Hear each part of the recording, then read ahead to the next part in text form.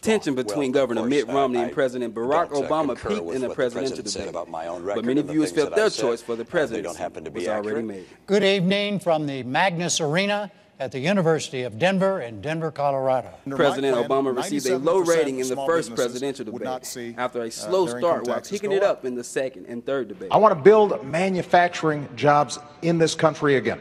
Amber Thomas is a senior at Jackson State University. She was among those attending a debate party at the Penguin Restaurant in West Jackson. She says she was pleased with Obama raising the bar on the final debate, but her mind was made up long ago. I was glad to see President Obama ramp it up in his arguments. He started off kind of slow in the very first debate. He was kind of, middle ground on the second debate. And on the third debate, I was glad to see him call out Governor Mitt Romney on some of the issues. So it was good to hear both of the candidates, but my mind was made up a long time ago, so nothing's really changed. Governor Romney shied away from engaging in a word battle with the president. Instead, he chose a different path. Thomas was glad that Romney did something right. I was glad to hear Mitt Romney at least tell us to go to his website to find out more information about his plan. Dr. Pat Moraine is assistant professor of the Speech and Theater Department and a board member of the Margaret Walker Center. She says credibility was the key.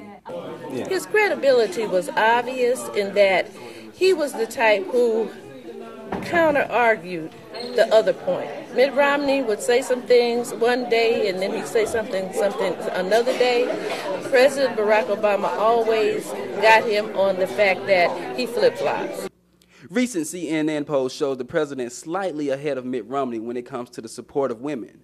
Dr. Moraine feels Obama is on track with that particular issue. They have a president that they can vote for, and he is obvious. It was obvious in this debate. The debates are over, and now voters will have their chance to make their voice heard at the polls on November the 6th.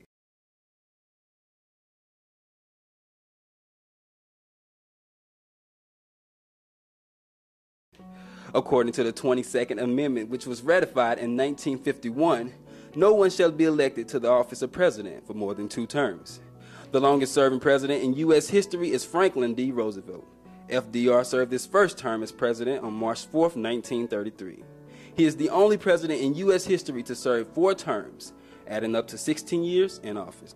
But in contrast, President William Henry Harrison holds the record for the longest inauguration speech in history. Unfortunately, he gave the speech during bad weather, and a month later, he died from complications of pneumonia. This made Harrison's term the shortest in office.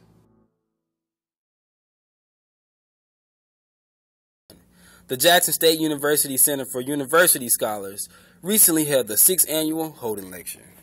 Ronald Davenport Sr. is co-founder of the Sheridan Broadcasting Corporation. He held a lecture on how to make it in America. He talked about responsibility and how African Americans are now in the game. Once we got in the game, we can play.